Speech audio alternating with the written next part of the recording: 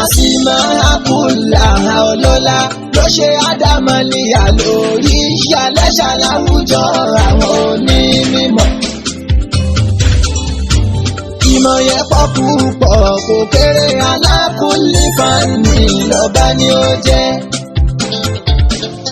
ó tó wá ní ìyànràn gan wípé àṣẹ ìhùwà àdàmú ló kọ́ wa ní kéwù. ẹ̀yẹ yọ wá kàrámù náà bà ní ádámọ̀. Alágége máa kú iṣẹ́ tẹ̀sán mi máa dọ̀la lọ́dọ̀ fẹ́ sọ mi mọ̀ ní ilẹ̀ pátákọ́rọ́. Alágége máa ẹ̀kú iṣẹ́ bàbá. tẹ̀sán mi máa dọ̀la owó fún gbowó. iṣẹ́ mi ṣe ìkùnà ádámọ̀ wúlò fún ẹ̀dá aráyé. wọ́n tàn mọ́ lẹ́sẹ̀ẹ́sì pẹ̀lú ìmọ̀ tó bá fún wọn fààyè ayé náà jẹ́. ẹ rí i pé arákùnrin kan tó dáná sun kùránì lọ́dọ̀ ara ẹ̀ òun tó wá ń ṣàlàyé pé àwọn àáfàá wọn lóòótọ́ pé ní tí wọ́n ń bi wọ́n léèrè náà ni wípé kí ni ìdájọ́ orin òun fúnra rẹ̀ wá mú ìdájọ́ nìwá. a rí i pé súrátù ṣu'ara yìí ibẹ̀ mo kọ́kọ́ fẹ́ gbà wọlé. a rí i pé Quran 60:26 verses kí ló wà náà. verses 2:24 náà ló wà. náà ibi tí mo fẹ́ lò ń bẹ̀ ni pé ááyà yìí ọ̀pọ̀ àwọn àfọ̀ǹtẹ̀fsírì ò fún nítumọ̀ rẹ̀. wọ́n fún nítumọ̀ tí ó lè ṣàkóbá ẹni pé tí wọ́n bá tú wọn á lọ́lọ́ ntàfà yẹn náà ń tú nìyẹn o. ṣe wọ́n pé òun sì mú alukurani lérè ni o. ó mú ní lahawul hadith lòun fi ń tú torí pé àwa tá a lẹ̀sìn àmójútó a fẹ́ sọ alukurani dìwé àtijọ́ tó sì já sí pé gbogbo òwe sámẹ̀ní ni báwọn àfáà ṣe máa tú rèé o wọn á ní wá ṣu'arahu pé ọlọ́run ní àwọn akọrin yattabi'uhumul ghawuna pé àwọn ẹni òfò táyé wọn ti bàjẹ́ ní máa tẹ̀lé wọn. Wallahi ìtukùtù ni. Wallahi ìtukùtù ni. ṣe eléyìí náà ló ń jẹ́ kọ́pọ̀ èèyàn fẹ́ tako olórin tó kọrin tó dáa àti tí ò dáa. pété bọ́lá ti wá ṣu'arahu yattabi'uhumul ghawun pé àwọn ẹni ègbé bí wọ́n ti máa túnu. wọ́n wá gbàgbé pé kí ni ìtumọ̀ ìtọ́lọ́hún sọ yẹn. kẹ́límà yìí ọlọ́run máa ló fà nẹ́bì ṣe á wà lọ tú pé ẹni ègbé là nẹ́bì ọlọ́run abá ní wà nẹ́jìmì nínú súrátù nẹ́jìmì pé wà nẹ́jìmì idha hawa ma dalla sahibukum wa ma ghawa wa ma yantiku anil hawa in huwa illa wahyun yuha in huwa illa wahyun yuha. ọlọ́ni wà najmi idha hawa ó búra pẹ̀lú tó fi búra ó ní ma dalla sahibukum wa ma ghawa ànábì tí ń jẹ́ ń tààrán sí yìí sahibukum ọmọ yìí ma dalla kò sí wí wa ma ghawa kò sí sọ kò wíwí kúwí ìwíkúwí ni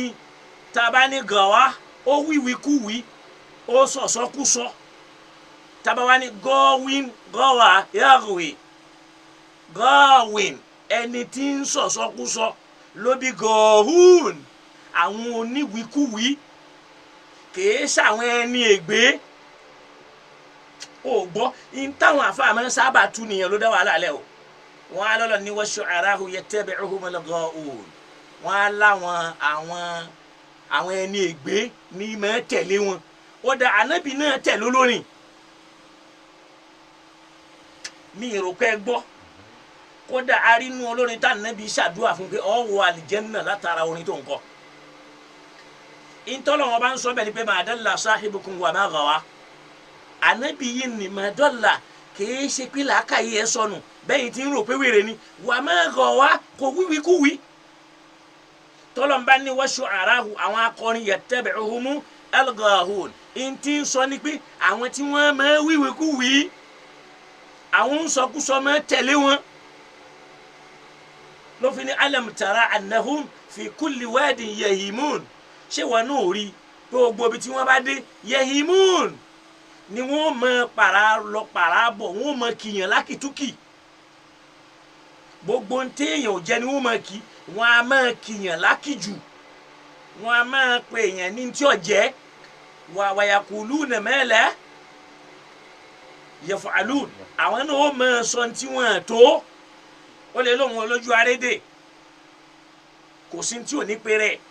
yóò máa fún rẹ̀ láwọn oríkì kan tí ó máa sọ pé òun lọ́ba gbogbo akọrin gbogbo olóyin náà lọ́ba ẹ wá dákun kí lẹ́ni ègbé ń bẹ̀ ìyẹn náà lárákùnrin tọ̀hún ní mú dání nígbà táwa àfa ìsìláàmù gan òṣìṣẹ́ lórí Quran tá a ronú sí mọ́ tí ẹ pé gbogbo tí wọ́n bá gbélé wa lọ́wọ́ náà là ń tú wọn alálùkò àyìn ní àwọn akọrin ẹni ègbé ní máa tẹ̀lé wọn ó wá kí wá la fẹ́ pé akọrin fúnra ẹ̀ ńgbà náà intal Quran ń sọ ni pé yattabi'uhumul ghawun àwọn tí wọ́n máa ń sọ̀sọ́kúsọ ó rí i pé ọ̀dọ̀ wọn ló ti gbọ́ àṣà tó dáa àti tí ò dáa ntí mo fẹ́ lò lára àyà yẹn gan nìyẹn ọlọ́run dẹ̀ tún kà á síwájú ó ní illal ladhina amanu àyàfà àwọn tí wọ́n nígbàgbọ́ nú ọlọ́run wa amilu salahati táwọn náà ń sin lọ́hùn wọ́n láwọn ẹṣẹ́ rí wọ́n láwọn ibadat wa dhakarullaha kathira àwọn náà máa ń rántí ọlọ́run púpọ̀ nínú orin tiwọn wantasaru min ba'di ma dhulimu àwọn eléyìí náà ń forin tí wọ́n ran àwọn èèyàn lọ́wọ́ lẹ́yìn táwọn èèyàn bá ṣàbòsí fáwọn èèyàn ọlọ́run recognize orin fún rẹ̀ ó wá pín sí méjì ó léyìí tí ò dáa àtèyí tó múran tí ọlọ́run tó mú dáadáa dání téèyàn lè fi gbèjà àwọn èèyàn bá a ṣeré yìí tó burú nù orin Fẹlá ẹ wòye ìgbìyànjú tí Fẹlá forin ṣe nú ayé láti fi gbèjà ẹni tí yà jẹ lọ́dọ̀ ìjọba látara activist dọ́là wọn àgbàgbé orin rẹ̀ sokolo kó ṣíjú àánú wa ẹ wá rí pé bí táwa dénjó ní náà ní wípé a lọ sínú al-Qur'an nínú Suratul Nahl tá a ti ń sọ pé wala taqulu lima tasifu alsinatukumul kadhiba hadha halalun wa hadha haramun litaftaru ala Allahi al-kadhiba innal ladhina yaftaruna ala Allahi al-kadhiba la yuflihun wala taqulu sọ lima tasifu alsinatukumul kadhiba in tó jásí pé orí ahọ́n tí yín ló ti ń jáde ẹ̀yin lẹ́ ń fẹnu yín wí al-kadhiba tó sì jásí pé irọ́ lẹ́ ń pa hadha halalun tẹ́ ń fúnra yín sọ eléyìí déèwọ̀ tẹ́ ń sọ dẹ̀tọ́ wa hadha haramun tẹ́ ń fúnra yín sọ eléyìí náà di èèwọ̀ litaftaru ala Allahi al-kadhiba ní ìtorí pé ẹ fẹ́ fi parọ́ mọ́ lọ́hùn kan lè sọ pé nǹkan yẹn wọ ni o haramu ni o halali ni o ẹ ń parọ́ mọ́ lọ́hùn ìntọ́lọ́hùn òpèlè wọ̀ ẹ̀ ń pèlè wọ̀ ìntọ́lọ́hùn pèlè halali ẹ̀ ń sọ di haramu ẹ wú àyà yìí ọlọ́ni la taqulu ẹ mẹ́mẹ́ wí lima tasifu alsinatukum in tó jásí pé ẹ̀yin fúnra yín lẹ fa hàn wí al-kadhiba tó sì jásí pé rọ́ni tẹ́ ń sọ pé hadha halalu tẹ́ ń sọ pé halali rẹ o wa hadha haramun èèwọ̀ rẹ o litaftaru ala Allahi al-kadhiba nítorí àti parọ́ mọ́ lọ́hùn ẹ̀ ń bọ́ lọ́hùn parọ́ ọlọ́wà ní innal ladhina yaftaruna ala Allahi al-kadhiba la yuflihun èyí tó dájú ni pé àwọn tí wọ́n bá parọ́ mọ́ lọ́hùn tí wọ́n sọ halali di haramu wọn ní jèrè lọ́dọ̀ Ọlọ́hun Suratul Nahl Quran 16 aya 116 ló sọ bẹ́ẹ̀ ibẹ̀ mo wá ní àfáwà al-Qadi Abubakar ibn al-Arabi nínú tírà wọn tí wọ́n pè ní al-Ahkam nínú tírà wọn ó rí wípé wọ́n wá sọ ń bẹ̀ fún wa pé lam yasihhu fi ta'rimi shay'un kò sí nkẹ́kẹ́ tó lálàáfíà nínú gbogbo táwọn èèyàn fi sọ orin di èèwọ̀ àfáwà ibn al-Arabi ló sọ bẹ́ẹ̀ wa kadha qala al-Ghazali wa ibn an-Nahawi àfáwà al-Ghazali náà wí bí àti ibn an-Nahawi nínú tírà wọn tí wọ́n pè ní al-Umda wa qala ibn Tahir náà dá sí ó ní lam yasihhu minha harfun wahidun ó ní kódà arafi ẹyọ kan báyìí péré nù rẹ̀ kò dá láfíà wa qala ibn Azmi kullu ma ruwiya fiha batilun mawdu' ó ní gbogbo táwọn àfa gbà wá lórí pé èèwọ̀ ní ká kọrin èèwọ̀ ní musical instrument batilun irọ́ ni wọ́n pa mawdu'un àgbélẹ̀rọ ni. Naam aya mi tí mo tún wá mú wá ń jò ní tí mo wá dákẹ́lé lórí tá a fi lọ nínú suratu Yunus aya 59 tọ́lọ̀ ní àkúl arahaytum ìrẹ́ ànábì bá mi wí fún wọn pé ṣé wọ́n rí ni ma anzalallahu lakum min risikin ìntọ́lọ̀ wọn bá sọ kalẹ̀ fún yín nínú nǹkan rìsìkì téèyàn lè fi wúwo tó lè fi wá jẹ tó lè fi wá mu faja'altum minhu haraman tẹ́yìn wá ń sọ nínú wọn di èèwọ̀ aw halalan tẹ́ tún sọ nínú wọn di ẹ̀tọ́ lọ́dọ̀ ara yín tí èsè pọ́lọ́n ló sọ bẹ́ẹ̀ alukurani ọlọ́run wa ní kúl bá mi fún wọn lésì wípé Allahu adhina lakum ṣọlọ́run ló fún yín níyànda láti máa sọ nǹkan di halali láti máa sọ nǹkan di haramu lọ́dọ̀ ara yín am ala Allahi taftarun tàbẹ́ ń dàda parọ́ mọ́lọ́ ni suratu Yunus ni aya 59 Yunus chapter 12 kọ́ni yìí ni àbí naam masha Allah chapter 10 wa naqala al-imam Shafi'i fil tírà àfáwà al-imam Shafi'i tí wọ́n ń pè ní al-Umm wọ́n ń pè ní kitabul Umm àwọn wá mú ọ̀rọ̀ yìí wá ọ̀rọ̀ tí wọ́n sọ yìí naqala al-imam Shafi'i fil Umm an al-imam Abi Yusuf sahibi Abi Hanifa wọ́n wá gba ọ̀rọ̀ yìí wá lẹ́nu wọn wá gbọ́n tí wọ́n wí kẹwàá wo bá wà àfa àtẹ̀ní ti rí pé kírímínà ló pọ̀ jù láàrin wa àtọ̀daràn a máa parọ́ a tún máa ṣe fàárí al-imam Shafi'i nínú tírà wọn tí wọ́n pè ní al-Umm wọ́n wá gba ọ̀rọ̀ yìí wá látọ̀dọ̀ al-imam Abi Yusuf tó jẹ́ sahibi Abi Hanifa qala ní tí wọ́n sọ rí àfa wa Abu Yusuf yìí ní adraktu mashayikhana min ahli al-ilmi yakra'una fil fataya an yaqulu hadha halal wa hadha haram illa ma kana fi kitabillahi azza wa jalla bayyinan bila tafsirin rahimahumullahu ta'ala ṣàpá wọn sálàfì ni wọ́n ń sọ̀rọ̀ yìí wọ́n wá ń jó máa yé wáyé pé wọ́n ní adraktu mashayikhana min ahli al-ilmi àfáwà Abu Yusuf sọ ibà Abi Hanifa ń sọ pé adraktu mashayikhana àwọn àfa àti wa tá a bá ń lẹ̀ ń tá a bá wọn lórí ẹ̀ láwọn tí wọ́n jásí pé ní min ahlil ilmi onímọ̀ ni wọ́n yéé ṣe aláìmọ̀kan wọ́n ní a bá wọn lórí pé yakrahuna fil fataya wọ́n kórìíra láti máa mú dájọ́ ẹ̀sìn wá an yaqulu hadha halalun wọ́n kórìíra láti máa sọ pé eléyìí halali ni o hadha haramun wọ́n kórìíra láti máa fúnra wọn sọ pé eléyìí halal haram wọ́n wá ní illa ma kana fi kitabillah àyàfi ntọ́lọ̀ ń bá pè ní halali nínú tírà rẹ̀ àbẹ́yìí tó pè ní haramu nínú ìwé rẹ̀ ẹ dákun bòlẹ̀ tí wàá rí kéwù tí yín tẹ́ gbédé lónìí tẹ́ ẹ sọ gbogbo nǹkan di haram Imam Shafi'i rẹ o sọ Ibu Abu Hanifa rẹ o Abu Yusuf ní sọ̀rọ̀ yìí o pé adraktu mashayikhana min ahlil ilmi èmi bá àwọn tí wọ́n jẹ́ àwọn àfa àgbà nínú mọ̀ láwọn àfa àgbà wa àwọn àwọn ni wọ́n ń sọ ni wọ́n ń sọ nú àwọn tabi'in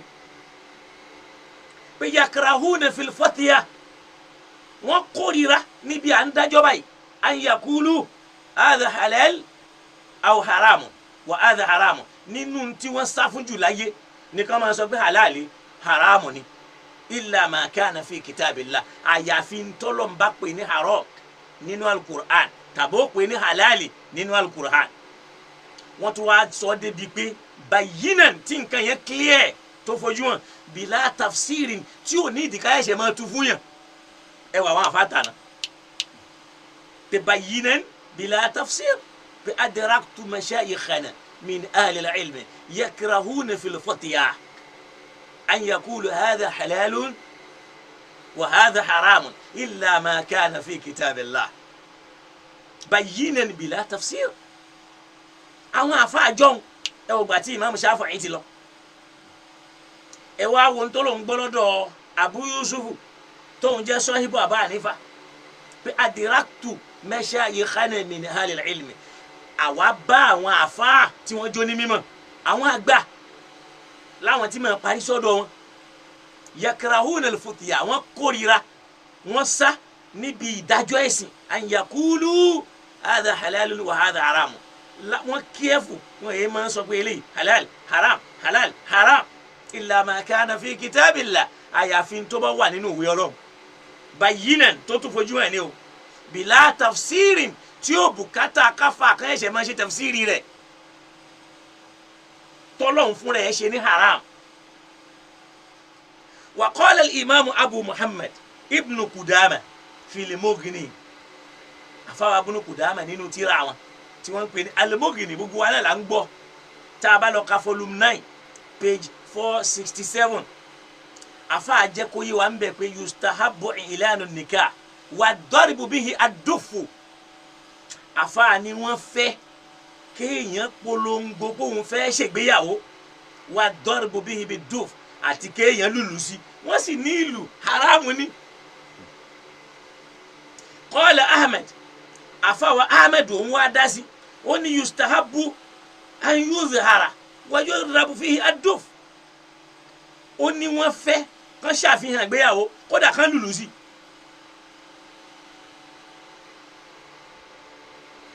hatta yashtahir tí ìgbéyàwó yẹn ó fi popular táwọn èèyàn mọ̀ pé ìyàwó náà ń ṣe wà yóò rọ̀ fún táwọn èèyàn mọ̀.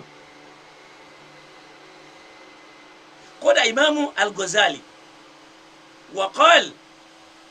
astaghfirullah àfọwọ́ ahmed juwani la ba'sa bil-Ghazali fil urud kódà kò sí ní tó burú kan kọrin ìfẹ́ ń bẹ̀ orin ìfẹ́ ó gbọ́ orin ìfẹ́ tí ó máa bí love kò sí ní tó burú kí wọ́n kọ́ ń bẹ̀ wọ́n níbi mithili qawli nabi bí irú gbólóhùn tá nàbí sọ pé atayinakum tó kun lórí níjọ́ tó ní kí wọ́n lọ́ọ́ kó lù táyíṣà ń sinmi lọ́lé ọkọ pé atayinakum fa iyyawna nuhayyikum walawla dahabul a'mar ma hallat biwadikum tí ìbá ṣe pé òdòdó pupa tó rẹwà yìí kò sí ní tá a fẹ́ wá ṣe ládùúgbò yìí ṣe ọ̀pọ̀ ìfẹ́ ni wọ́n ń fìfẹ́ hàn eléyìí kìí ṣe pé ẹlòmíràn ni olódò lẹ́nu mubaraku lillahi alhamd ọ̀pẹ́ ní fọ́lọ́ àwọn káfìrí náà sọ bẹ́ẹ̀ fani nẹ́bí kí ló sì fa ni pé ẹ̀rí tá a mú wà ní ó ń já ẹlòmíì lọ́kàn jẹ́ pé ń bọ́ ní ti ń rí gbogbo wa ò sì lè sùn ká kọrí síbì kan náà ọlọ́run gan jẹ́ orí bẹ́ẹ̀ anabi tún sọ pé wàhálà òlàlẹ̀ habatu sáwọ́dà mẹ́sàrátì udharikum orin tí mo kọ yìí tá a kọ yìí ó wà nù Fatihul Bari sẹ́rí Sahih Bukhari o tá anabi kúnjọ náà tó bá lọ́ọ́ ka volume 9 page 226 nínú sẹ́rí Sahih Bukhari tá à ń pè ní al-Fatihu Fatihul Bari ẹ ṣe tí àfáà Ibn Hajar tí wọ́n ṣe ṣẹ́ríwù rẹ̀ orin yìí náà ń bẹ tá a fi mọ̀ yí pé orin wà nínú Islam náà káwá lọ síbi àwọn àdísù kàndẹ̀ kéékù ṣàwálà ọkọ sọ pé kàndẹ̀ ẹnu Maulana ni mo ti kọ́kọ́ gbọ́ Maulana Fadila Sheikh Sharafuddin ẹnu wọn mo ti kọ́kọ́ gbọ́ páwọn àdísù kan ń bẹ àdísù kàndẹ̀ Allahu akbar ọlọ́run bá mi ṣàlékún dáadáa fún bàbá náà torí àwọn èèyàn ti wá sọ Islam di party APC PDP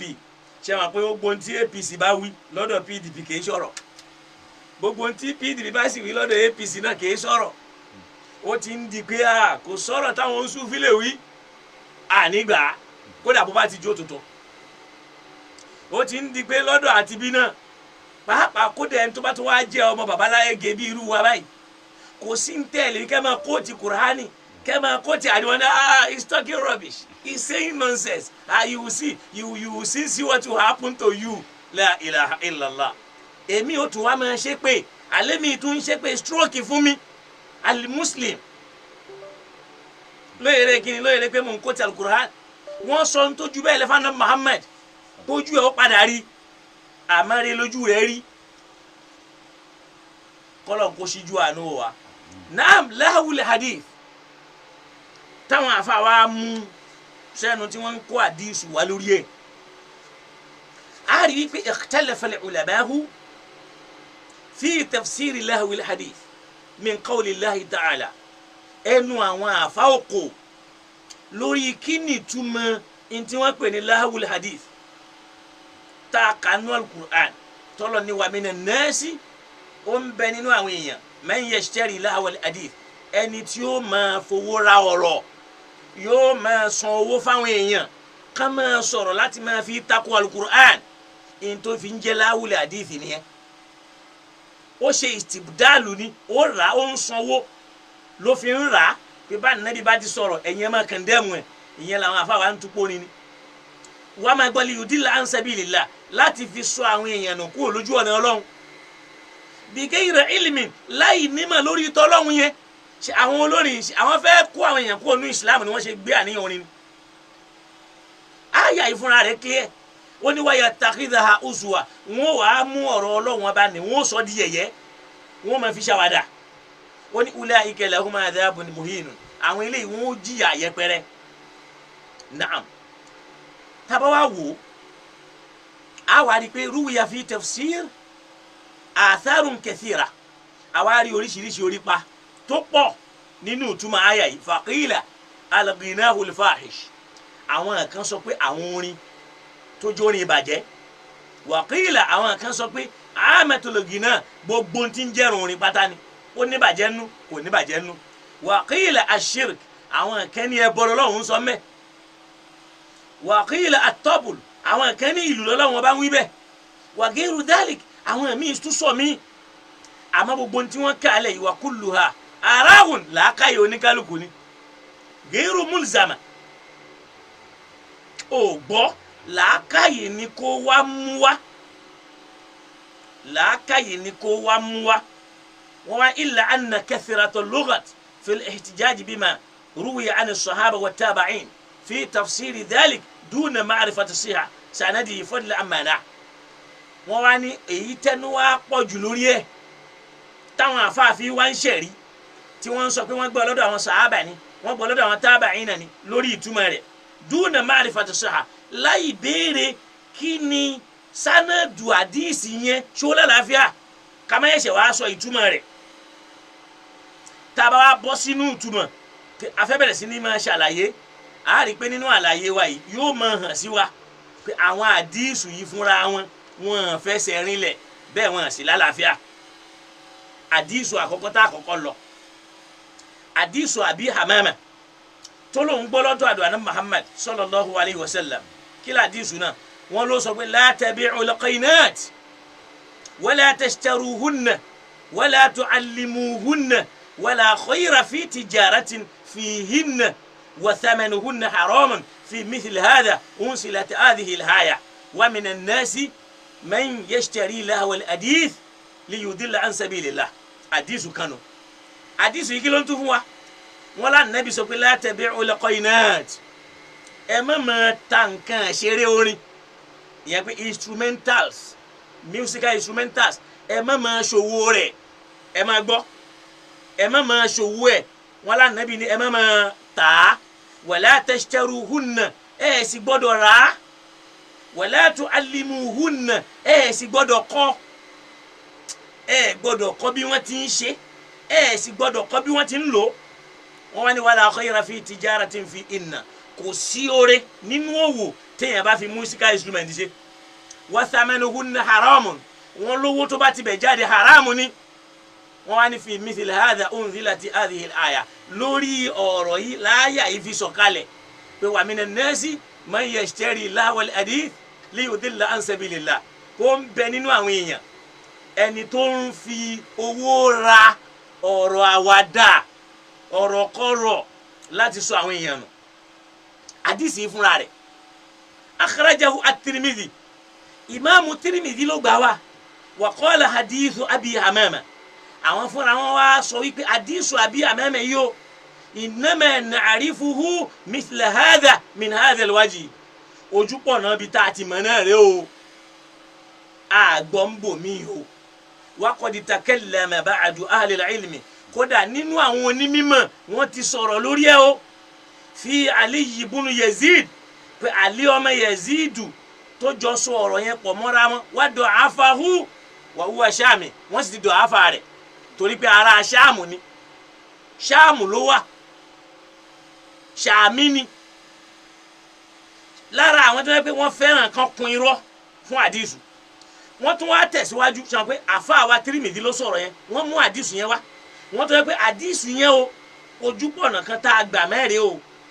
àwọn onímọ̀ tí wọ́n ju àwọn lọ ti sọ̀rọ̀ lórí ẹ̀ o wọ́n dàn áfà wọ́n sì ti sọ fún wa pé àdìsù ni kò fẹsẹ̀ rinlẹ̀ o wúwa ṣàmì. àdà àdìsù mawdu' tá a bá tún wò á rí i pé àdìsù yìí àgbélẹ̀rọ ni fi sànàdì yìí tá a bá lọ wo sànàdù ẹ̀ nínú sànàdù àdìsù yẹn Aliyu bunu Yesidu mbembe munkarul hadith ni lọ́dọ̀ àwọn afa alhadith o tó bá ní munkarul hadith hadith táwọn afa tako pé Ànábì ó wí wa Abidullah ibn Sahar Abidullah ọmọ Sahari náà mbembe wọ́n gbà pé munkarul hadith lòun náà idol ọ̀rọ̀ tóun náà bá mú wa hadith tiẹ̀ náà munkaru ni èyí tó wá burú ni pé walam yalqa habi amama wọ́n ní kò rí àbí amama sójú rí ẹni tó gbọ́rọ̀ lẹ́nu àbí amama yìí máa gbọ́ àbí amama tí wọ́n ló gbọ́rọ̀ yìí látọjú òjíṣẹ́ Ọlọ́run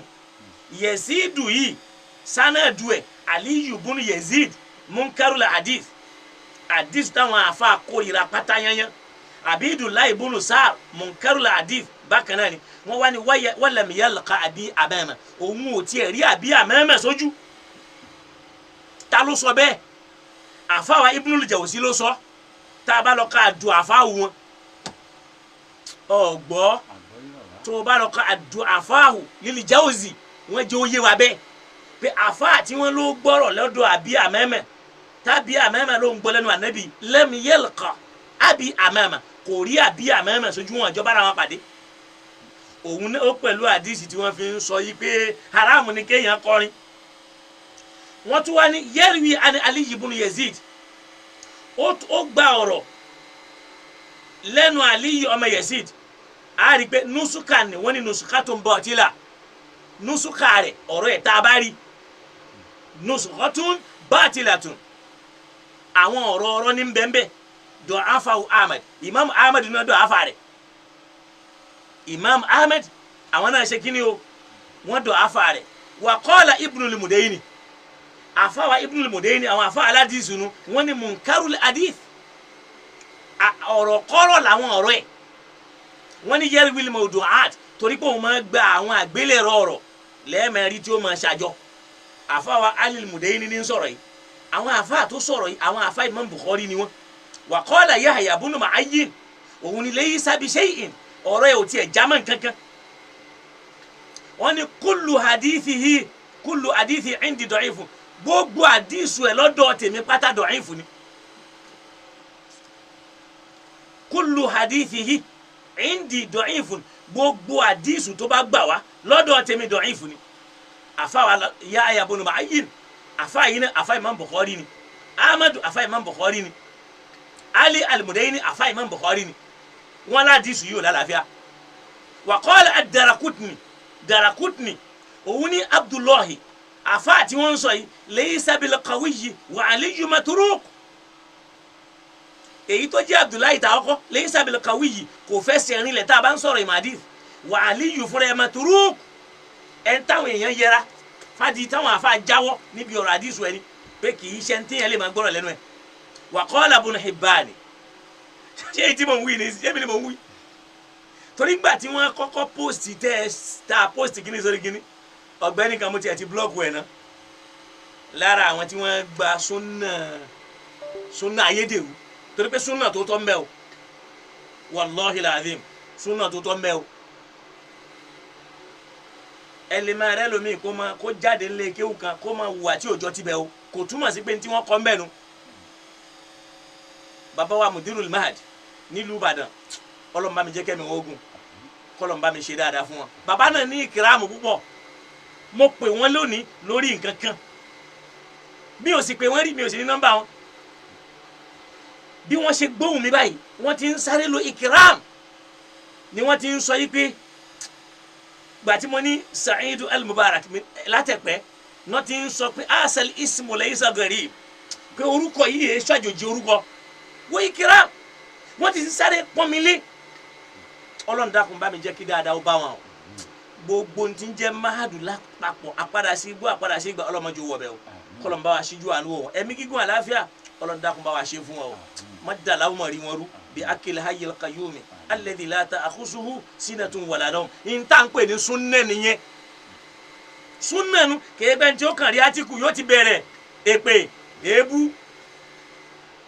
lórí kíni àwọn àfáà tí wọ́n sọ eléyìí ṣe bá fa sálàfù ni wọ́n àwọn báwọn sálàfù ni wọ́n àwọn sálàfù sálẹ̀ ni wọ́n ń sọ eléyìí táwọn wí alhamdulillah ibnu hibban rahimahullah wọ́n ní yẹ́rìwìlì mawdu'at wọ́n láfa yìí àwọn àgbélé ọ̀rọ̀ ní ma gbà wá anil ithibati tí ò ní fẹsẹ̀ rinlẹ̀ rárá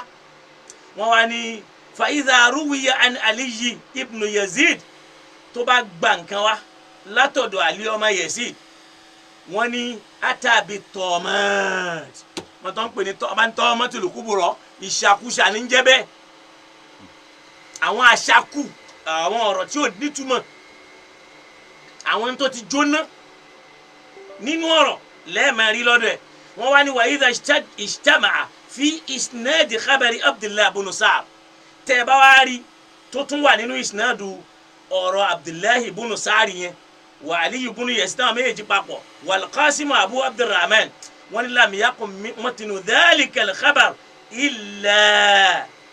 hamalatu aydihim wọ́n ní gbogbo ọ̀tẹ́ bá ti lórúkọ wọn bẹ́ẹ̀ ni ẹ lè rí kọjá ń táwọn fúnra wọn hun ọwọ́ ara wọn ni wọ́n fi kó jọ ẹnìkan ò rán wọn. mi àfa wa ibùnú Hibban ní sọ̀rọ̀ àwọn àgbà àfa súnà ni o pé àfa wa Ali ibùnú Yazid tí wọ́n ní wọ́n gbọ́ ọ̀lọ́dọ̀ àbí àmọ́mọ́ yẹn bí wọ́n ti wà ń ìdá rọ́wà á ní Ali ibùnú Yazid àtàbí tọ́mẹ́t ìwíkúwì ni ó gbà wá. وإذا اجتمع في إسناد خبر عبد الله بن سعد وعلي بن يزيد تاو méjèèjì bá wá papọ̀ والقاسم أبو عبد الرحمن لم يكن متن ذلك الخبر إلا عملته أيديهم خبر tẹ́ bá rí ńbẹ̀ ọwọ́ ara wọn ni wọ́n fi kó jọ wọn gbọ́ lọ́nu ẹni kankan àgbélẹ̀rọ ni. àdìsù yìí bákan náà akhrajahu at-Tabarani fi Shamiyyin àfàwà Tabarani náà tún gbà wá pé nínú àwọn Shamiyyin ni والكبير من طريق بن ثوبان وتوا غواني بونا بن ثوبان ان يحيى بن الحارث عن القاسم عن ابي امامه وتني وهذا حديث منكر شراديس ينو منكر الحديث وني كيلوفا فيه ابن ثوبان تريبي ابن ثوبان هو عبد الرحمن بن ثابت òun là ń pè ní abdulrahman ọmọ thabit bunu thawban qala anihu ahmed ẹ wá gbọ́n tí imaamu ahmed sọ ń parẹ́ wọ́n ní lam yakun bil qawiyyi wa hadithuhu manakirun àfa yìí o kò fẹsẹ̀ rinlẹ̀ gbogbo ọ̀rọ̀ tẹ́ bá gbọ́ lọ́dọ̀ rẹ̀ manakir munkarul hadith manakir munkar ọ̀rọ̀ kọ́rọ̀ tí ò tiẹ̀ ṣe gbà wọlé ni wa qala an-Nasa'i ẹgbọ́n táfà wa Nasa'i sọ mbẹ́ wọ́n ní laysa bil qawiyyi kò fẹsẹ̀ rinlẹ̀ rárá wa qala Yahya ibn Ma'in da'ifun àwọn ní da'ifu ni wọ́n nínú àdìsù tó tún gbà wáyé náà wà fi al-Qasim ibn Abdurrahman ash-Shami ẹ wá gbọ́n tí Ahmad ibn Hanbali sọ ń pẹ́ wọ́n ní rawa anhu Ali ibn Yazid àjíbẹ̀ Ali ọmọ Yazid a máa gba àwọn nǹkan tí máa ń ṣèyàn léèmọ̀ ó ní wa araha illa min kibali al-Qasim àtàwọn àwọn ronú àwọn làákàyè tí ẹ pé àgbélẹ̀rọ rí tí ẹ pé kò síbi tí wọ́n ti rí kọjá ọ̀dọ̀ Qasim táwímù. So Ibn Hibban náà tún wá sọ yìí pé yarwi an ashabi rasulillah alama ad-dalat a máa gba nǹkan wá lọ́dọ̀ àwọn òjíṣẹ́ Ọlọ́run àwọn tí wọ́n gbà bọ́ ad-dalat àwọn ọ̀rọ̀ tí wọ́n ti ní ààyè lára. Wa akhraja hadisu kan yìí náà tá à ń sọ yìí o àwọn tó gbà wá là ń sọ yìí Ibn Majah náà gbà wá an Abi Amama yẹn kan náà ni qala kí ló ń sọ ó ní naha Rasulullah an bay'il qaynat òjíṣẹ́ Ọlọ́run ọba kọ̀ kéèyàn máa ta àwọn irinṣẹ́ orin ò gbọ́ wọ́n ló ń ṣe Ọlọ́run ọba kọ kéèyàn máa ta irinṣẹ́ orin wà á ń ṣíra ìhìnà ó sì kórìíra kéèyàn máa rà wà á ń kẹ́sì bí ìhìnà ó kórìíra kéèyàn máa ṣiṣẹ́ rẹ̀ wà á ń akílì àtìmẹ́ni ìhìnà ó sì kórìíra kéèyàn máa jẹ owó ẹ̀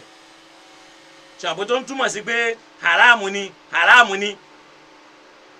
wọ́n wá ní kàmá akhraja Abu Ya'la gẹ́gẹ́ bí Abu Ya'la náà ṣe gbà á wá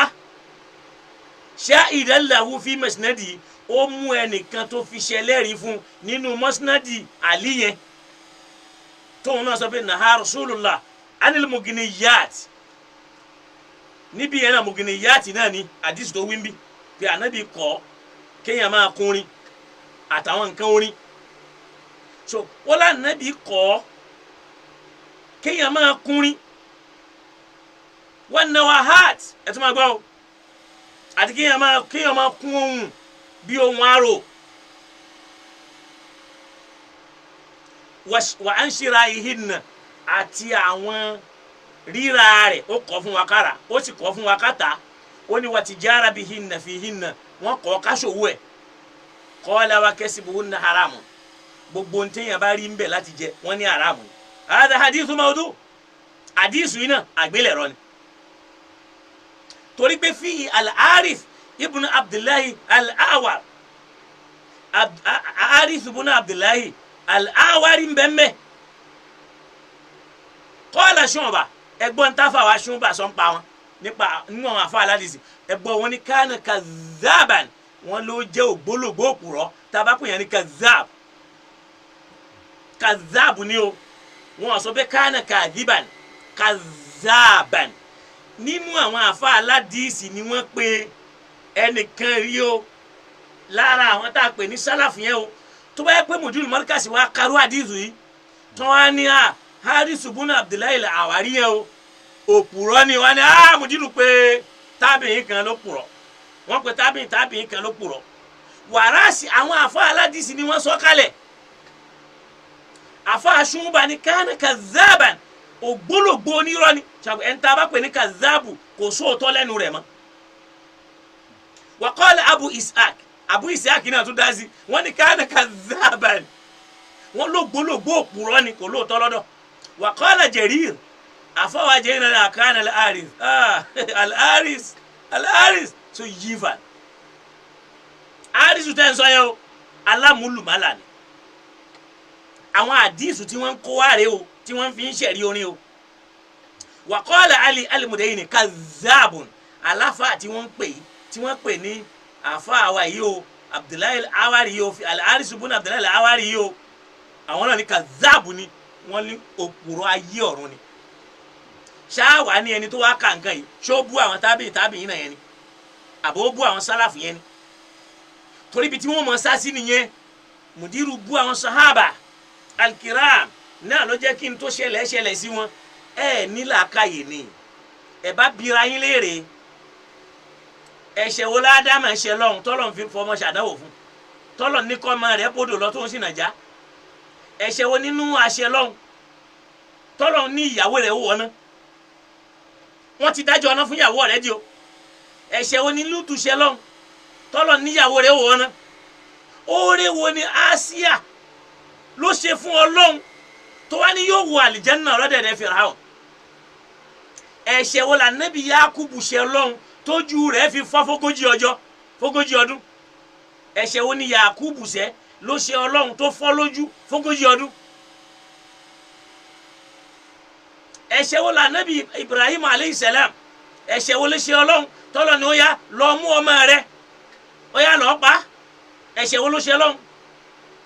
ẹ̀ṣẹ̀ wo l'Áyúbà ṣe lọ́hùn tọ́lọ̀ ń pa gbogbo ọmọ rẹ̀ lójú ẹ̀ tó sì pa gbogbo nǹkan ẹ̀ ní ẹ̀rẹ́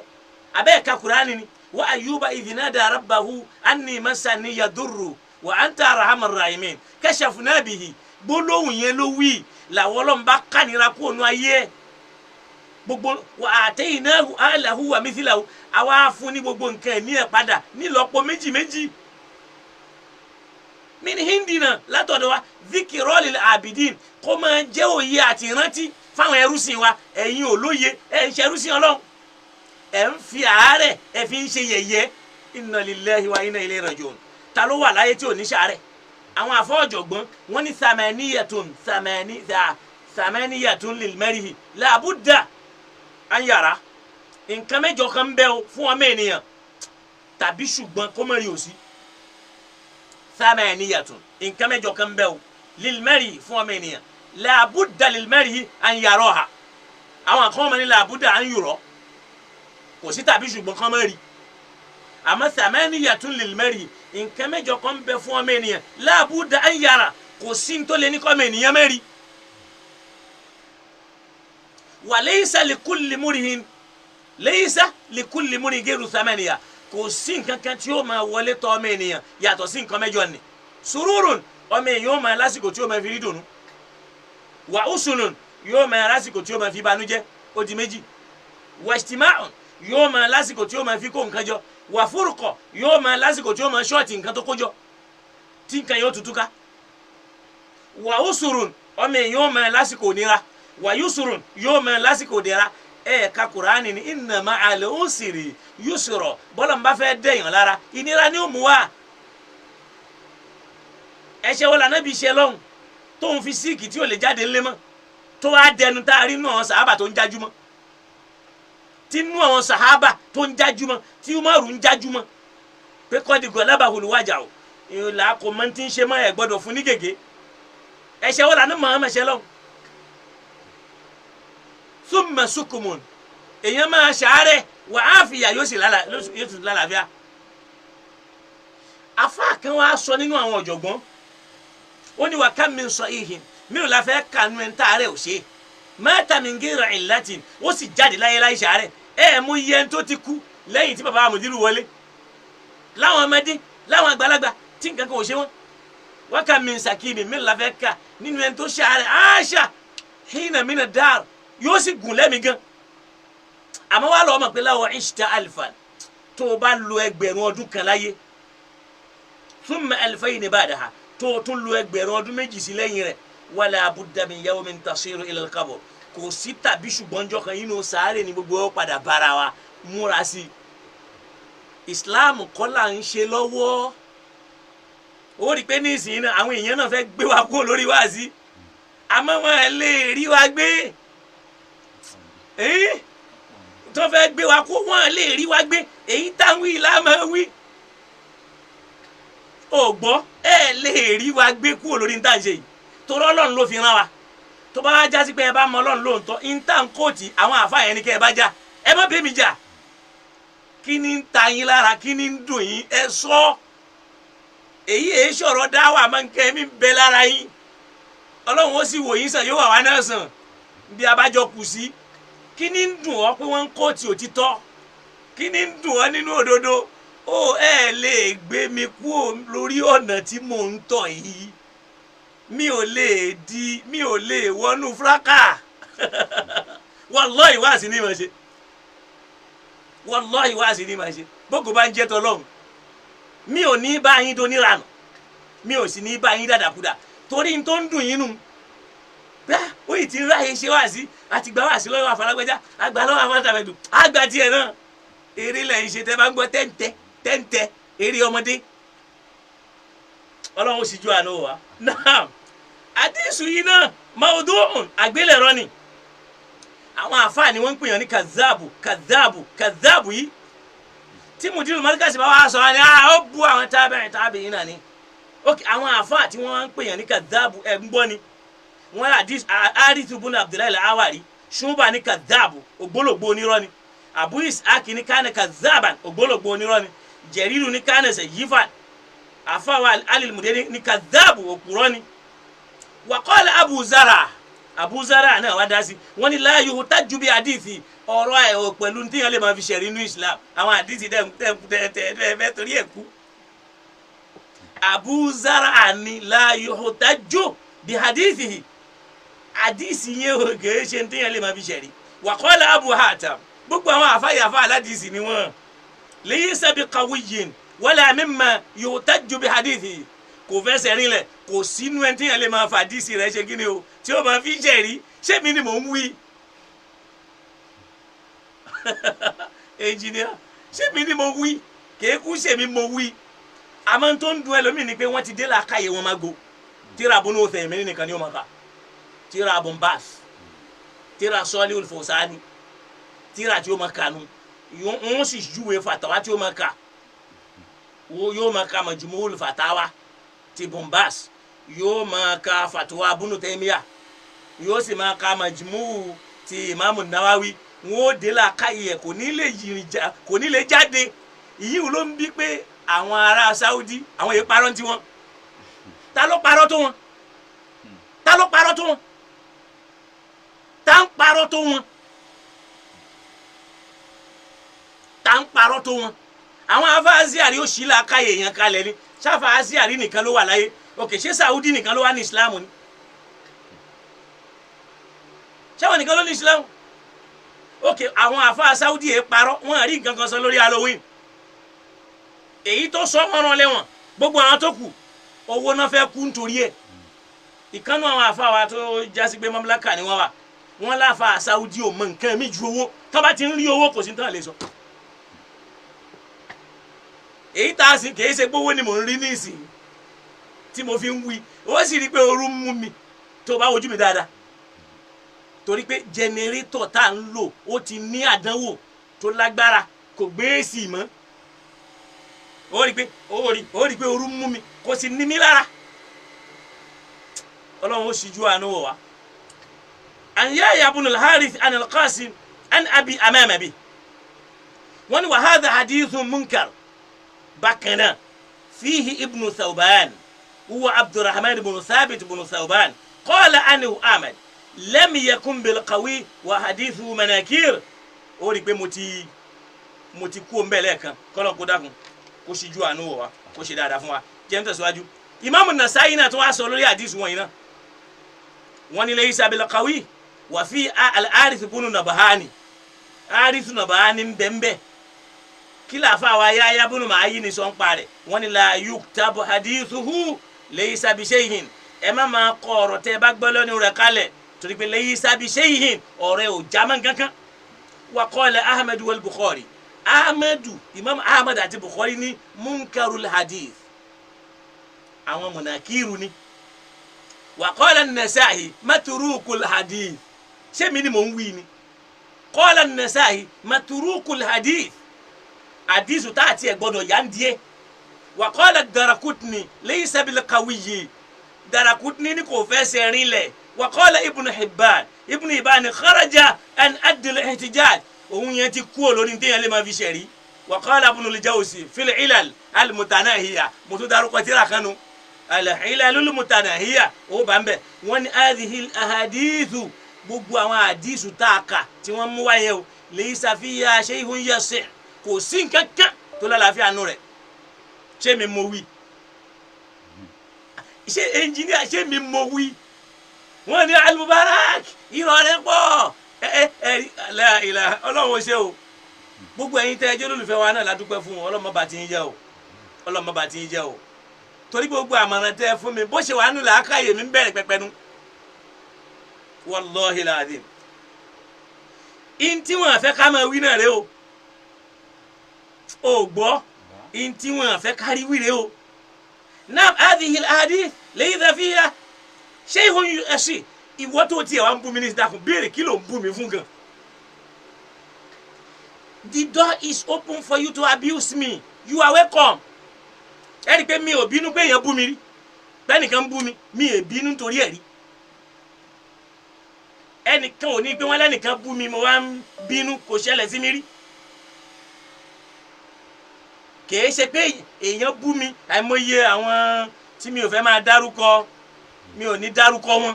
nígbà tí èèyàn kàn fún wọn ní cheap popularity ni ọlọ́run sì ní máa gbé èèyàn ga òun ní jẹ́ kéèyàn popular níjọ́ mo sì ti bẹ̀rẹ̀ mi ò fi èébú sọ pé káwọn èèyàn wò mí àwọn èèyàn ń wò mí lórí ẹ̀rí ni mo sì dúpẹ́ lọ́dọ̀ ọlọ́run kọ́ alẹ́ nìkan ló bú àfáà kan ní ń bú rárá o mi ò fi èébú sí ẹ̀rí ni mo ń mú wá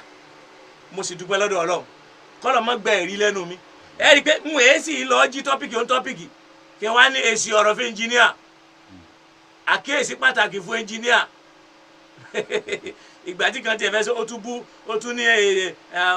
advice to Mufti the magician. Just look at that. ọmọ tí Mufti bí lọ́mọ ni o tí ò tí ì mà lára rẹ̀ ọmọ tí Mufti ti bí wọ́n ti ń ṣe nǹkan nu ayé o taari tí wọ́n ti appoint ní United Nations o a sì rí inú obìnrin wọn tó ti lọ́lá o ọmọ tí ò wá tí ì lọ́lá tí ò lọ́lá òun ti ń bú ọlá social media yìí mọ̀ wá ṣèkà fún wa púpọ̀ o COVID mọ̀ bà nǹkan jẹ́ o tó yẹ pé tí ó bà nǹkan jẹ́ ẹ ọmọ yẹn fẹ́ sọ gbọ́dọ̀ lórí Facebook pé ká gbé wá sí ilẹ̀ ká wá bọ́ sínú fracas gbogbo yín tẹ̀ ń ṣe wá sí fún wa kò ní bàjẹ́ fún yín o èèyàn làwa náà ẹ ṣànábì Ọlọ́run àyè ṣe màláìka o a lè perfect o kò sì sẹ́ni ó pé àwa náà pé ó rí i pé níjọ́ táwọn èèyàn ti ń bú mi ò bínú o mo yọ ara mi ni Ọlọ́run ó sì yọ mí náà jẹ́ tún tẹ̀síwájú wà qala Daraqutni laysa bil qawi ẹnu al-Mubarak he has a sweet mouth he know how to lie. Am I lying? If I'm lying, it means all these scholars, all those salafs that I'm mentioning, they are lying. Ṣebí tẹ́lẹ̀tẹ́lẹ̀ ẹ̀ ń sọ pé àgbà àdìsù gbọ́ ni. Ẹ̀yin la wá dẹni tá a wá ń kó ti àdìsì fún minal Bukhari wa minal kutubi siahi lè wá dẹni tẹ́ ń fara ta. La ilaha illallah. Àwọn tí wọ́n ní wọ́n gba àdìsù gbọ́. Wọ́n nígbàgbọ́ nínú hadith wọ́n Kùránìyún ni wọ́n ẹ̀yin la wá dẹni tá a wá ń kó ti hadith fún nísìnyí ládìsì wa àti Kùránì àtàdìsẹ̀gbẹ́ ń jọ́sí ẹ̀ láàgbàdì ṣùgbọ́n alẹ́yìn ò gba Kùránì gbọ́ àtàlù Kùránì àtàdìsì nísìn ẹ̀ tí ẹ̀ wá gbà kankan gbọ́ la ilaha illallah Ọlọ́run ó tún wá ṣe o. náà nínú al-ilal al-mutanahiya Afa al-Jawzi wọ́n ní hadhihi al-ahadith laysa fiha shay'un yasih kò sí nǹkankan tó lálàáfíà nù rẹ̀ kò sí nǹkankan wa akhraj ibn Abi Shayba fil musannaf lọ́wọ́ musannaf ibn Abi Shayba kódà lọ́wọ́ mustadrik ti àfáwà Hakim ani Abdullahi ibn Mas'ud hadisi ibn Mas'ud tí wọ́n mú dání nìyẹn o ìyẹn náà tún lálàáfíà o pé ó fọlọ́n búra ó fọlọ́n búra nínú mustadrik Hakim àti musannaf àfáwà ibn Abi Shayba ani Abdullahi ibn Mas'ud anna su'ila anha ay al-aya wọ́n ní wọ́n bi ọmọ Mas'ud léèrè nípa àyà yìí àyà wípé wa mina nasi man yashtari lahwa al-hadith liyudilla an sabilillah wọ́n ní ibn Mas'ud faqala al-ghina wọ́n ló sọ pé ntọ́lọ́wọ́n bá ń sọ ń bẹ̀ ni orin ni ó tún wá ní walladhi la ilaha illa huwa mo fi Ọlọ́run ọba mi búra tí ò sẹ́lòmíì téèyàn lè pè lọ́lọ́run yàtọ̀ sóhun náà ẹ wá gbọ́ akhrajahu ibnu Jariri fi tafsirihi ibnu Jariri gbà wá nù tafsiri wọn an tariqi abi sahabahi mawla ibn Abbas an ibn Mas'ud hadha madaru hala abi sahabahi wá gbọ́n tí Imam Nasa'i sọ ń pẹ́ àdìsí tẹ́ ẹ fẹ́ kú tẹ́ ní ibn Mas'ud ń búra lẹ́ẹ̀mẹ́ta tẹ́ lómi tó ó ní basariyyun da'ifun an-Nasa'i Nasa'i lára àwọn àfáà Imam Bukhari ni o àwọn àfáà kan endorse àdìsí rẹ̀ ni o politics ni o àfáà wa Nasa'i ní basariyyun da'ifun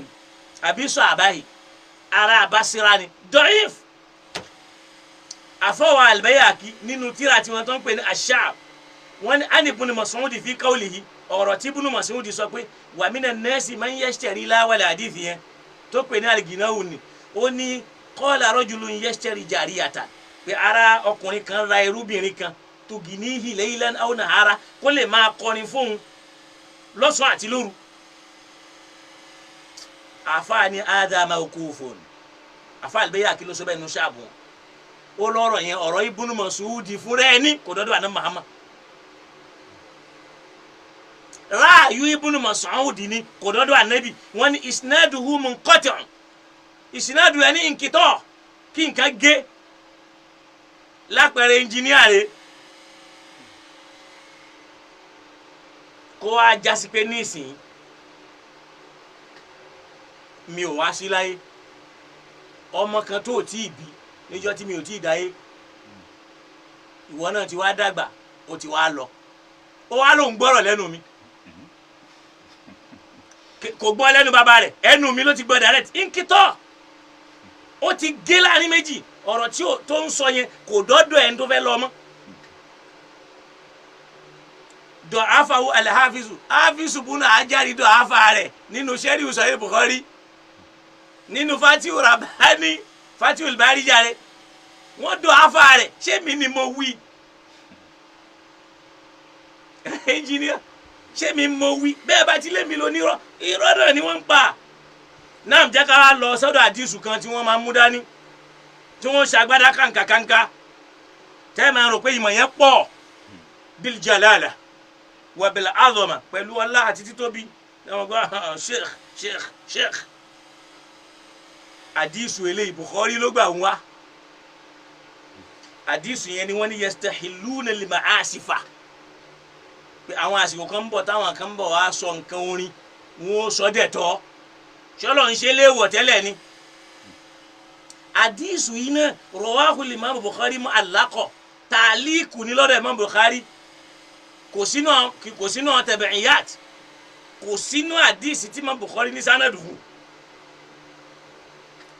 tó sì jásí pé wal hadithu al-mu'allaq min anwa'il hadith ad-da'if tẹ́bálá àdìsù kan mu'allaq ni lára àwọn àdìsù tó jásí wípé ó lẹ tí ò fẹsẹ̀ rìn lẹ́ni nínú àwọn àdìsù ẹni pé la tabi'ul qainat ẹ má máa ta nǹkan ṣeré musical instrument ìdájọ́ tìyẹn náà da'ifun àdìsù yẹn wà rè o ó wà ní Sahih Bukhari àdìsù 5590 ó ní la yakunanna min ummati aqwam àwọn kan ń bọ̀ wá dìde nínú àwọn ọmọ ẹlẹ́yìn mi o yastahilluna al-hirra wal-harira láwọn tí ó padà wá sọ ṣìnà di halali wal-harira wọ́n dẹni tí wọ́n sọ ká ṣe ṣìnà wọ́n legalize ẹ̀ ká wọ aṣọ àríyìrí wọ́n sọ di nǹkan wal-ma'azif àwọn instrumental wọ́n sọ dẹ̀ tọ́ ó ní wala yazilanna aqwamun ila jambi alami yaruhu bisari ati lahum yẹn ni pé àwọn aláìní ò wá máa bá wọn fún bùkátà wọn sì máa ní irji ilayna gàdá ẹ padà wá lọ́la wọn wá ní tó bá yá yabituhumullah wa yada'u al-alam pé Ọlọ́run máa kùn wọn lórun wọn ní àwọn kan ní wọn padà di ẹlẹ́dẹ̀ àwọn kan ó tún wá di ọ̀bọ wọn wá wà bẹtálíkì àmọ́ òfìdí ẹ wo bóyá ń parọ́ mọ́nà Muhammad àwọn sáyẹ́ntìsì tó bá wá di lọ́la àwọn yóò wá bẹ̀rẹ̀ sí ní lànà bí parọ́ ẹ gbọ́ wọn nínú wọn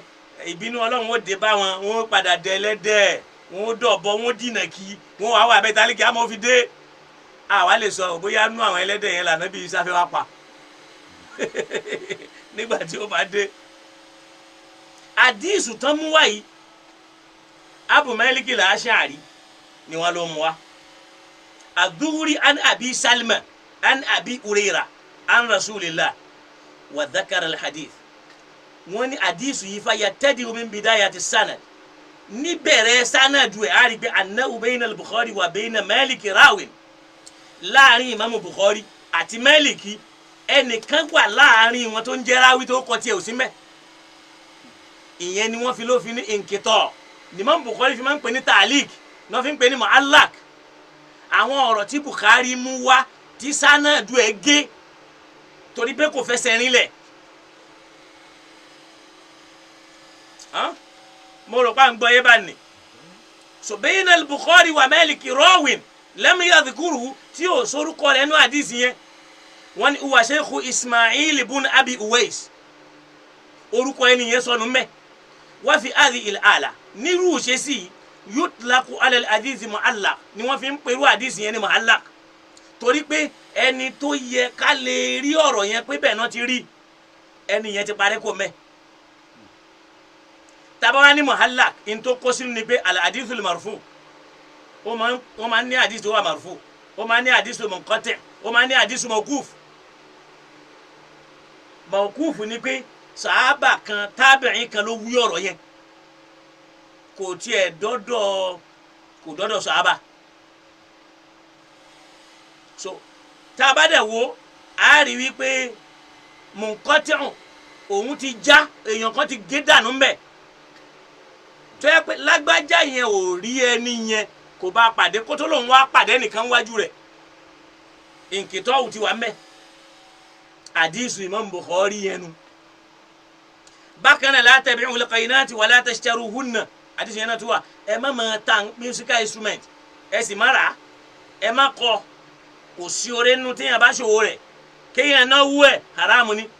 nírú bí yìí o lọ́lọ́run fi sọ àyà yẹn kalẹ̀ ara tí wọ́n sọnù eléyìí náà Abu Amama al-Bahili ni tó bá wọ àdìsù yìí náà nínú Sahih Bukhari òní tí wọ́n ní Abdullahi ibn Mas'udi wọ́n ní walladhi la ilaha illa huwa ó fọlọ́n búra ó sì búra lẹ́ẹ̀mẹ́ta a rí pé Yazid bunu Yunus bunu Yazid huwa al-Aili tafarrada bi lafzati wọ́n lóhun nìkan ló dá sọ Ibn Mas'udi búra lẹ́ẹ̀mẹ́ta wàtábà àwọn ìfìnnẹ́ni kama sayati táwọn méjì wá tẹ̀lé wọ́n wá ní qala Ibn Idiyyi wá sọ pé Yazidu hadha Yazidu tá a wá ń wí o hadatha ani Ibn Wahab gba ọ̀rọ̀ dọ́dọ̀ ẹ̀ laysa bi shay'in ọ̀rọ̀ rẹ̀ ò tiẹ̀ jámọ́ kankan lọ́kàtìrà tá ń pè ní al-Kamil bitahqiqi Mazini as-Sarsawi al-Kamilu bitahqiqi Mazini as-Sarsawi tafawa Sarsawi nínú títẹ̀ rẹ̀ òǹtẹ̀ volume 8 ni wàá ti bá page 672 tó bá jẹ́ pé nuskatu shamila ló bọ́ sí ẹ lọ́dọ̀ tó yẹ pé nafsul mahakik ó bá nínú volume 8 page 615 tó bá jásí pé Tabatul al-Ilmiyya ló bọ́ sọ́dọ̀ ẹ sọ pé àwọn tíra yẹn company oríṣiríṣi ló máa ń tẹ̀ wọ́n tó bá yẹ pé Tabatul al-Ilmiyya ló bọ́ sọ́dọ̀ ẹ ó rí nínú volume 7 page 155 bí tahakiki ni adil wọ́n ti ṣe tahakiku ẹ̀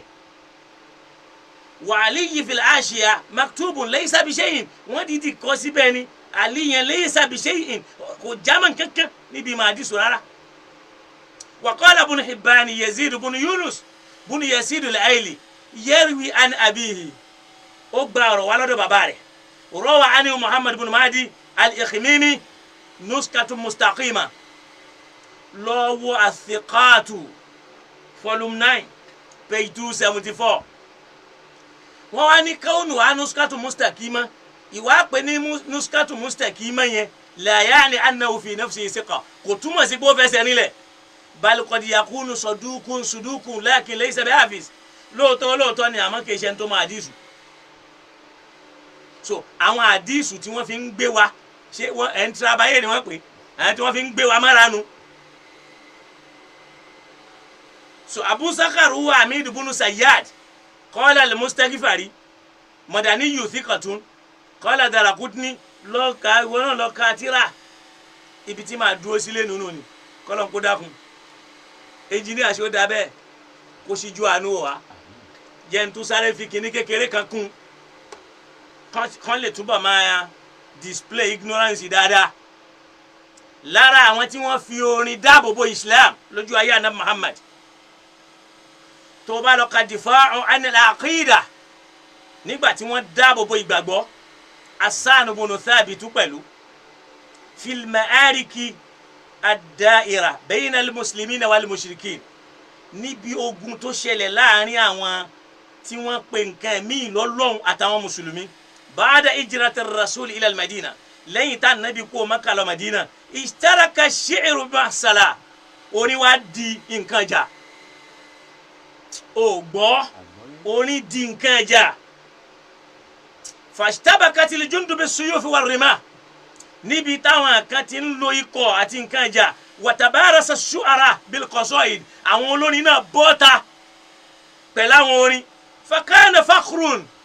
ó sì di fàárí wakana maduhun ó di ẹ̀yìn wakana hija èyí tó yẹ kán búyàn wọ́n búyàn èyí tó yẹ kán fà ànábì ṣe fàárí wọ́n fi ṣe fàárí èyí tó yẹ kán yin ànábì wọ́n yin ànábì èyí tó yẹ kán bú ẹni tó bú ànábì wọ́n bú padà.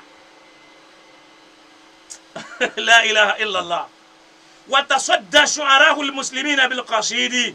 يذودون عن دينهم àwọn akọrin mùsùlùmí wọ́n bẹ̀rẹ̀ sí ní kùnrin jọ náà عن دينهم láti fi gbé ẹ̀sìn wọn níjà ونبيهم láti fi gbé ànábì wọn níjà ورجالهم الأطهار àtàwọn èèyàn mímọ́ wọ́n ti gbé wọn níjà ويردون على شعراء الشرك wọ́n dá orin padà fáwọn akọrin tí wọ́n jẹ́ lẹ́bọ بالكلمة الطيبة pẹ̀lú àwọn ọ̀rọ̀ tó dáa والمعنى النبيل بلاما توماتو جينا وكان ابو سفيان بن الحارث بن عبد المطلب اي تا دارúkọ yẹn ibn ehun jẹ́ nínú ọmọ nko Ànábì ni o wa akhuhu fi rida ó sì jọmọ ìyá rẹ̀ níbi ọmọ mímu qabla an yaslama kó tó gba islam hajar rasul ó foni bu Ànábì fambara lahu Hassan ibn Thabit Hassan ibn Thabit bota yaruddu alayhi fi hadhihi alqasida ó fi oni da ọ̀rọ̀ yẹn padà fún allati anasuku ilayka mina jẹ́ kí n kọ nínú àwọn orin yẹn fún ẹ tó olórin haramu ni níbi tí kéwù tiẹ̀ dórí kòdòdé àfáàní afat zatul asabi'i faljiwa ila adhiraha manziluha khala adimuna khaylana in lam tarawha tudhirunaka maw'iduha kadahu يبارين الأسنة مسعدات على أكتافها الأسل ظلام الأسل ظما تظل جيادنا متمترات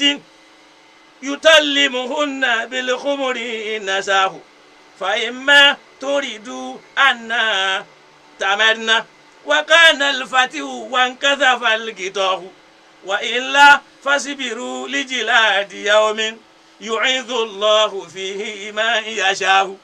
lára orin tí wọ́n fi ń dá èsì ọ̀rọ̀ padà nínú ẹni pé wa Jibrilun aminullahi fina wa ruhul qudusi laysa lahu kifahu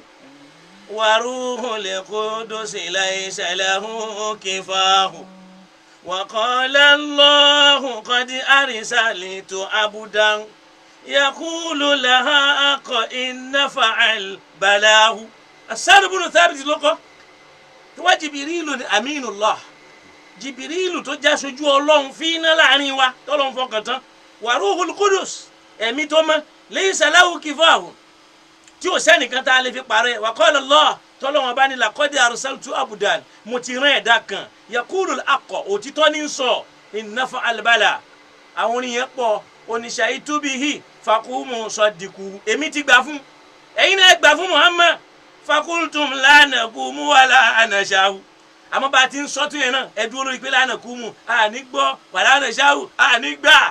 bẹ́yìn náà ti ń ṣe lọ́wọ́ yìí nínú orin tó kọ nẹni ajáwó ta Muhammadan fa'ajibutu anihu wa inda Allahi fi dhakal jazahu ó gbọ́ ni ó ní ajáwó ta Muhammadan ìwọ bú Muhammad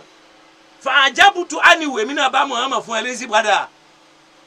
wa inda Allah fi dhakal jaza àmọ́ ìyà ń tó ṣeun ó gbà lọ́dọ̀ Ọlọ́run èyí táwa náà ṣe yẹn Ọlọ́run ó san wá lẹ́san rẹ̀ atahajuhu wa lastalahu bi kufin ìwọ fẹ́ máa bú ànábì lastalahu kufin ìwọ àtànábì ò sí level àwọn sàhábà ní kọrin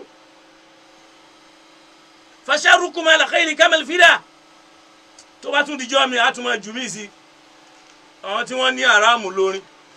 àwọn sàhábà eléyìí kúrin kú ni o àwọn kan bẹ al-Akhdarimuna ni wọ́n ń pè wọ́n o wọ́n ń jẹ́ olórin nígbà tí wọ́n ń jẹ́ káfìrí wọ́n tún gba ìsìláàmù tán wọ́n tún di olórin.